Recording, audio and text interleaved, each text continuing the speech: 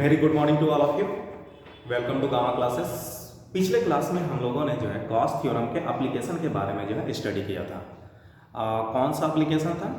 Electric field due to a very long straight wires having charge. बहुत ही लंबा आपका जो है लॉन्ग स्ट्रेट वायर है, उसके कारण जो है इलेक्ट्रिक फील्ड हम लोग जो है निकाले थे आर डिस्टेंस पे, और उसका फार्मूला क्या था? E equal to lambda by 2 pi epsilon naught are.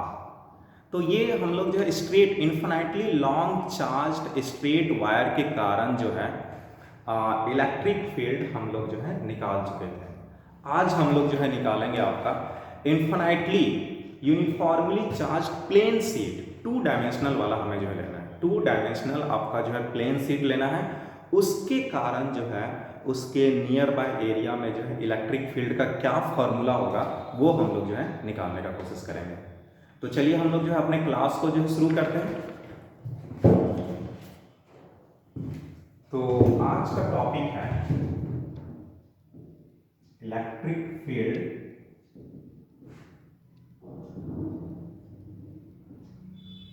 Due to uniformly charged plane sheet. Uniformly charged plane sheet आपका कैसा होना चाहिए? Electric field due to uniformly charged plane sheet. इसके कारण क्या फॉर्मूला होगा? तो जब हम लोग जो है सिग्मा बाय 2 एप्सिलॉन नॉट, जब हम लोग जो इसे डेराइव करेंगे तो हमारे पास ये फार्मूला आएगा E equal to sigma by 2 epsilon naught. तो कैसे ये निकलेगा? गॉस थ्योरम के हेल्प से हमें जो है निकालना है। तो सबसे पहले जो हम लोग जो है यूनिफॉर्मली चार्ज कोई भी प्लेन शीट ले लेते हैं। Very good.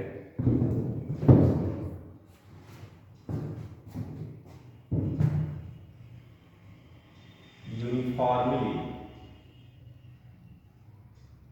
ये कोई हमारा जो है प्लेन शीट है और इस पे चार्ज होना चाहिए। प्लेन शीट ये इन्फिनाइटली है, इन्फिनाइट आपका जो है साइज का आपका जो है 2 डायमेंशनल में एक्स एक्सिस वाई एक्सिस की तरफ जो इन्फिनाइटली ये जो है एक्सटेंड कर सकता है।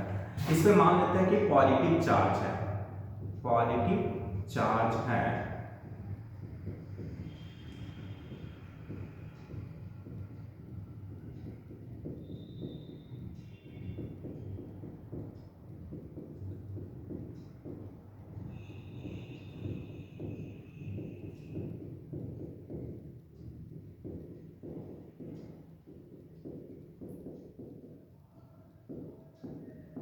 ठीक है, पॉजिटिवली चार्ज। इससे r डिस्टेंस पे हम लोग जो है इलेक्ट्रिक फील्ड निकालना है। r डिस्टेंस पे we want to find the electric field at a distance r from it.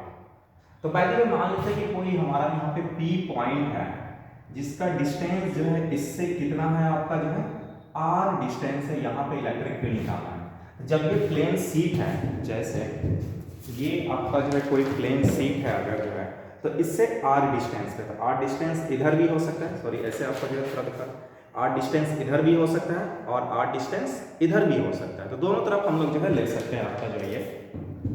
तो एक इधर भी हो सकता है, एक इधर भी, सेम आपका जो है यहाँ से हम लोग जो है ये p डैश मान लिए जो r डिस्टेंस पे है। तो नियम क्या है? सबसे पहले हम लोग को जो है गॉसियन सरफेस बनाना पड़ेगा। एक जो है सिमेट्रिकल गॉसियन सरफेस बनाना पड़ेगा। तो सिमेट्रिकल गॉसियन सरफेस हम लोग जो है बनाते हैं। तो यहाँ पर जब सिमेट्रिकल गॉसियन सरफेस के बारे में कंसीडर करेंगे तो देखेंगे कि ये एक सिलेंडर बन जाएगा। तो चलिए एक सिलेंडर बनाते हैं।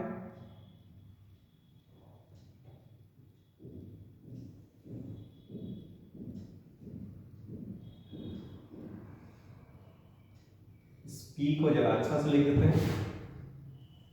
ये आपका एक सिलेंडर बन गया। सिलेंडर का ये सर्कुलर पोर्शन है, ये सर्कुलर पोर्शन है, और ये वाला पोर्शन जो है आपका क्या है? कर्व्ड सरफेस है। तो पहले के मान लेते हैं कि ये जो सर्कुलर पोर्शन है इसका क्रॉस सेक्शनल एरिया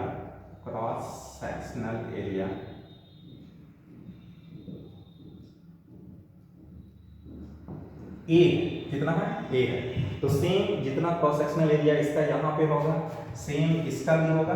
यहाँ पर भी आपका जो है एक क्रॉस सेक्शनल एरिया होगा जिसका आपका जो है इसका भी ए होगा वैल्यू। ठीक है, तो अब हमें हमारे पास जो है एक जो है गॉसियन सरफेस बन चुका है। ये पूरा का पूरा एक सिलेंडर जो है क्या है, ये गॉसियन सरफेस है, गॉसियन सरफेस है। और गॉसियन सरफेस हमारे पास कैसा है, सिलेंडर है। तो हमारा जो है अब जो है मेन मकसद क्या होगा, टोटल इलेक्ट्रिक फ्लक्स निकालना होगा। तो टोटल इलेक्ट्रिक फ्लक्स हम लोग जो है कैसे निकालते हैं, फाई के हेल्प से जो है फाई आपका टोटल इलेक्ट्रिक फ्लक्स को रिप्रेजेंट करेगा। तो फाई इक्वल टू क्या हो जाएगा, ये पूरा जो आपका जो सिलेंडर जो है, इस पूरे सिलेंडर जो क्लोज सरफेस है इससे कितना E डॉट ds, ये फार्मूला हम लोगों ने पढ़ चुका है, जो एक जनरल फार्मूला है। किसी भी क्लोज सरफेस से अगर जो है इलेक्ट्रिक फ्लक्स निकालना है आपका जो है टोटल इलेक्ट्रिक फ्लक्स, तो उसके लिए जनरल फार्मूला क्या है, E डॉट ds। E क्या है, इलेक्ट्रिक फील्ड है, ds क्या है, स्मॉल एलिमेंटल एरिया है। तो ये सिलेंडर में जो है कितना एक आपका जो सरफेस एरिया हो जाएगा, एक जो है ये कर्व्ड सरफेस हो जाएगा, एक ये सर्कुलर एरिया हो जाएगा, एक ये सर्कुलर एरिया हो जाएगा। ये तीन अलग अलग टाइप का जो है एरिया है। सबको हम लोग अलग अलग चीज से रिप्रेजेंट कर देते हैं। बाय द वे इस एरिया को S1 से, इस एरिया को जो है S2 से, और ये जो कर्व्ड सरफेस जो है आपका जो है ये, इसे हम लोग जो है S3 से रिप्रेजेंट कर देते हैं। तो हमारे पास जो है फ्लक्स होगा, एक फ्लक्स निकालना पड़ेगा S1 एरिया से, तो S1 एरिया से क्या हो जाएगा, E डॉट ds1। दूसरा हमें जो है निकालना पड़ेगा S2 एरिया से, S2 E डॉट ds2। और तीसरा किससे निकालना पड़ेगा, ये जो कर्व्ड सरफेस है चारों तरफ से, जो सिलेंडर का जो कर्व्ड सरफेस है उससे हमें जो है कितना इलेक्ट्रिक फ्लक्स होगा, S3 E dot ds3। Point clear है।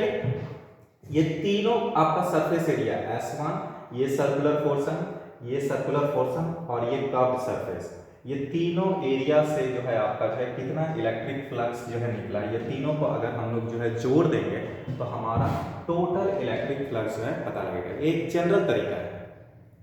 तो देखते हैं हम लोग जो है क्या होगा, जरा इस सरफेस एरिया S1 पे देखते हैं। स्मॉल एलिमेंटल एरिया अगर जो है ये लेते हैं छोटा सा, ये ds1, तो इसका जो है डायरेक्शन किधर होगा, आउटवर्ड।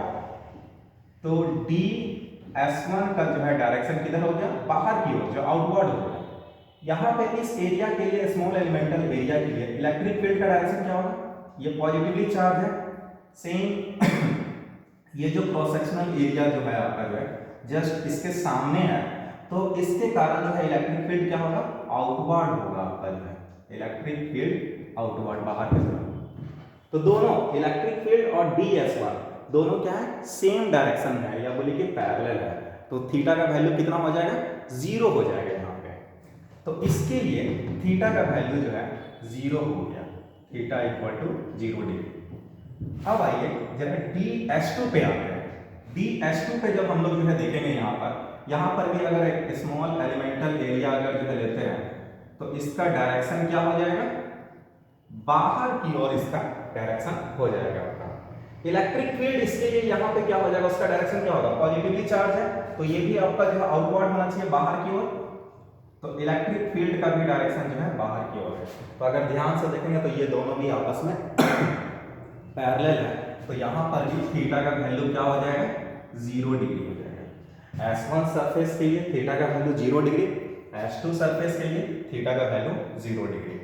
अब आते हैं जरा S3 पे आते हैं। ये जो कर्व्ड सरफेस जो है आपका जो है, इसके लिए कोई एलिमेंटल एरिया अगर जो हम लोग जो है लेंगे तो इसका डायरेक्शन किधर होगा, ds3 का बाहर की ओर होगा, आउटवर्ड होगा। और इलेक्ट्रिक फील्ड का डायरेक्शन किधर होगा आपका, जो इलेक्ट्रिक फील्ड आपका ये पॉजिटिवली चार्ज के कारण है, तो हमेशा ये बाहर की ओर इस डायरेक्शन में आपका इलेक्ट्रिक फील्ड होगा। तो अगर ध्यान से देखेंगे तो इस दोनों के बीच का एंगल कितना हो रहा है, थीटा इक्वल टू 90 डिग्री यहाँ पे हो रहा है। तो S3 के लिए आपका जो है पूरे कर्व्ड सरफेस के लिए आपका कर्व्ड सरफेस जो चारों तरफ से उसको घेर के रखा है सिलेंडर को जो है, सॉरी आपका जो कर्व्ड सरफेस जो है आपका जो उसके लिए थीटा का वैल्यू 90 डिग्री है। Circular portion top most portion पे जो सर्कुलर होगा ये, और एक जो है डाउनवर्ड पोर्शन पे सर्कुलर होगा, इस दोनों के लिए थीटा का वैल्यू जो है 0 डिग्री है। तो जरा यहाँ पे हम लोग जो वैल्यू को पुट करते हैं, तो इसे थोड़ा सा नोट कर लीजिए आप लोग जो है, इसे होल्ड करके।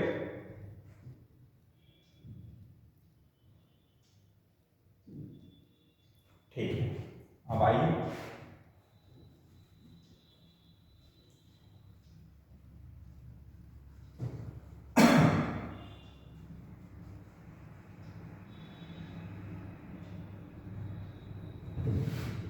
तो हम लोग जो है यहाँ से फाई का वैल्यू निकालेंगे।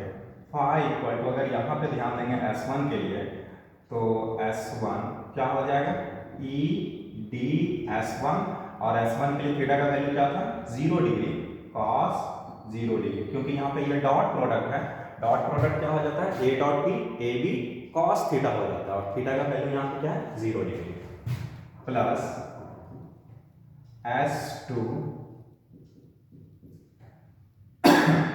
ई डी S2 भी क्या था आपका सर्कुलर पोर्शन था cos 0 degree, S3 E D S3 cos आपका जो है कितना हो जाएगा, इसके लिए कर्व्ड सरफेस के लिए 90 डिग्री हो जाएगा। ठीक है, अब सबका वैल्यू पुट कर देते हैं हम लोग। ये cos 0 डिग्री कितना होता है 1 होता है, तो और ये इलेक्ट्रिक फील्ड आपका हमेशा कांस्टेंट है इस केस में, यूनिफॉर्मली चार्ज है, तो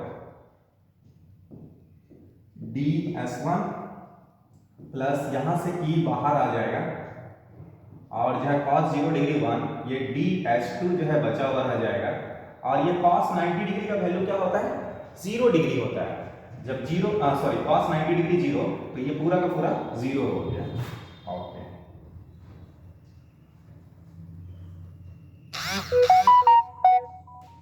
अब आइए ds1 आपका क्या था, ds1 क्या था, सर्कुलर पोर्शन था आपका जो है, आपका फ्रंट का जो है सर्कुलर पोर्शन, और जो है इस साइड का सर्कुलर पोर्शन। अगर फिगर अगर ध्यान में अगर हो, इस प्रकार हम लोग जो है देखे थे, ये S1 एरिया था, ये S2 एरिया था, और यहाँ पे हम लोग जो है ये प्लेन शीट था।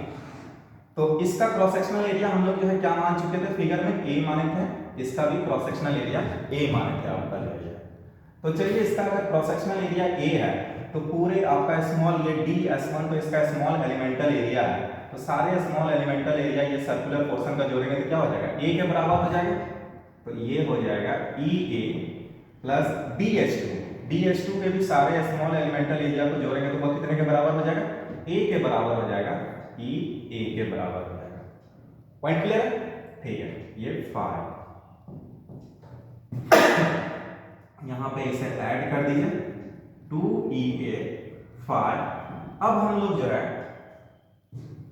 यहाँ पे, अब यहाँ से हम लोग जो है गॉस थ्योरम लगाएंगे। अभी तक हम लोग जो है टोटल इलेक्ट्रिक फ्लक्स उस सिलेंडर से जो निकाले, एक जनरल फार्मूला के हेल्प से निकाले, E डॉट S के हेल्प से हम लोग जो है निकाले।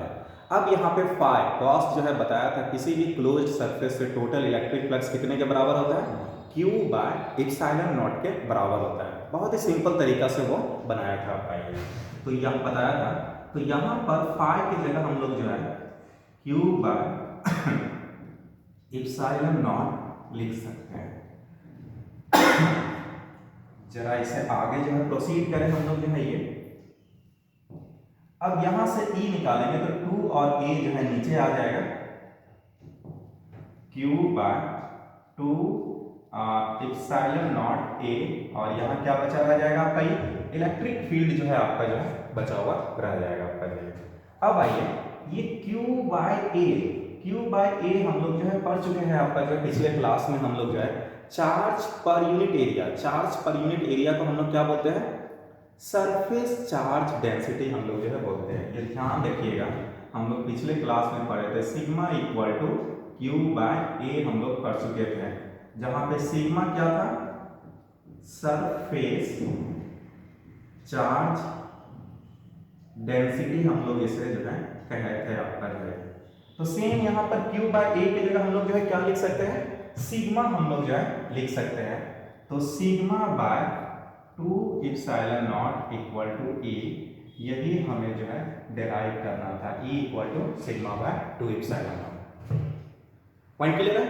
तो आज हम लोगों ने देखा क्या, एक प्लेन शीट 2 डायमेंशनल, सिंपल सा बात है, आपका जब प्लेन एरिया है तो 2 डायमेंशनल होगा आपका जो है, उस 2 डायमेंशनल एरिया पे जो है कोई uniformly charge, positively uniformly charge हो, चाहे पॉजिटिवली रहे चाहे निगेटिवली रहे। अगर पॉजिटिवली अगर जो हम लोग जो है लेते हैं तो उसके कारण जो है इलेक्ट्रिक फील्ड का जो है फॉर्मूला क्या होता है, सिग्मा बाय 2 इप्सिलॉन नॉट, और डायरेक्शन क्या होगा, आउटवर्ड होगा, बाहर की ओर। अगर हम लोग जो है निगेटिवली चार्ज लेते हैं तो उसके कारण भी इलेक्ट्रिक फील्ड का फॉर्मूला जो है सिग्मा बाय 2 इप्सिलॉन नॉट होगा, लेकिन डायरेक्शन क्या होगा, इनवर्ड टुवर्ड्स द शीट होगा आपका ये। ठीक है, तो इसको जो हम लोग जो डिराइव किया, अगर हम लोग जो है यहाँ पे डिराइव किए, जरा इस फॉर्मूला को ध्यान से देखते हैं और इसे एनालाइज करने का जो है कोशिश करते हैं। पहले इसे थोड़ा जो है नोट डाउन कर लीजिए।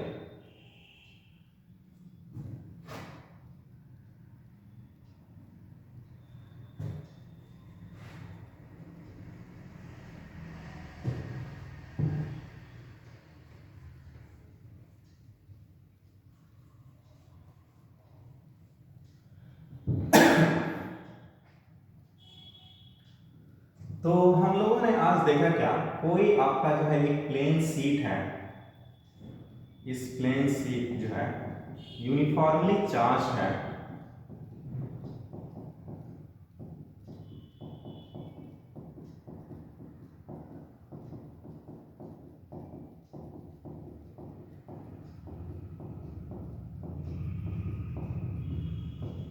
यूनिफॉर्मली चार्ज प्लेन शीट है, इससे कितने डिस्टेंस पे, r डिस्टेंस पे कोई P पॉइंट है आपका जो है ये, यहाँ पर इलेक्ट्रिक फील्ड का फॉर्मूला निकाले, और वो फॉर्मूला क्या था, sigma by 2 epsilon not.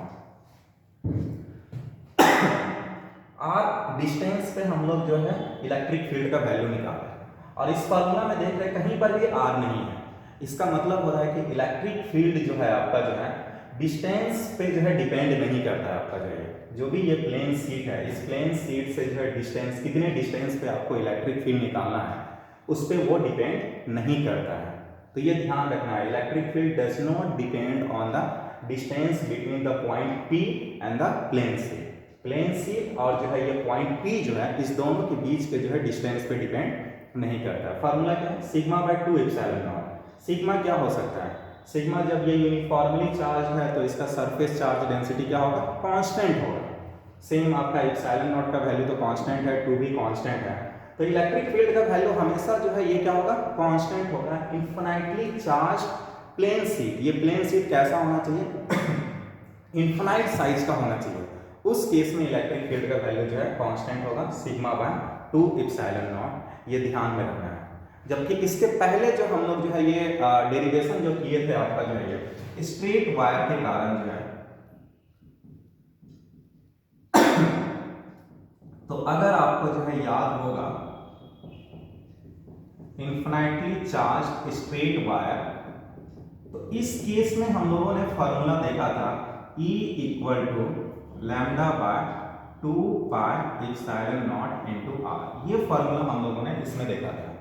Infinitely charge straight wire, इसमें जो है हम लोग जो है r डिस्टेंस पे अगर कोई P पॉइंट है वहां पे इलेक्ट्रिक फील्ड निकालते हैं।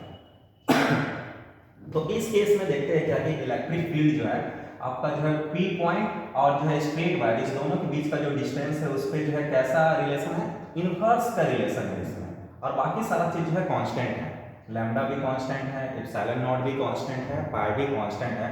लेकिन इस केस में हम लोग जो है देखते हैं क्या कि ये जो डिस्टेंस है डिस्टेंस पे डिपेंड ही नहीं करता है, सिग्मा बाय 2 इप्सिलॉन नॉट है।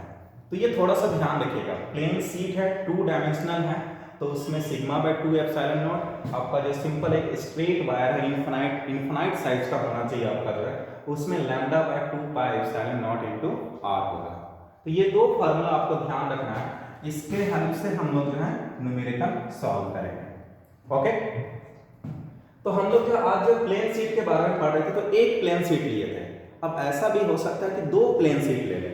एक इधर भी प्लेन शीट है, एक इधर भी आपका जो है एक प्लेन शीट है, दो प्लेन शीट है, दोनों पे क्या हो सकता है, या तो ऑपोजिटली चार्ज हो सकता है या तो सेम चार्ज हो सकता है। तो दो कंडीशन हम लोग जो है पढ़ेंगे।